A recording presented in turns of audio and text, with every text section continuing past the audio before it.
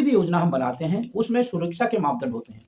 जैसे मैं एक उदाहरण के तौर पर करूँ, अगर हम कहीं पे कोई उद्योग खोलते हैं, कहीं पे कोई कल-कारखाना खोलते हैं, तो हम इस चीज़ का ध्यान देखते हैं कि इससे पर्यावरण पर और लोगों के जनजीवन पर कोई गलत असर तो नहीं पड़ेगा।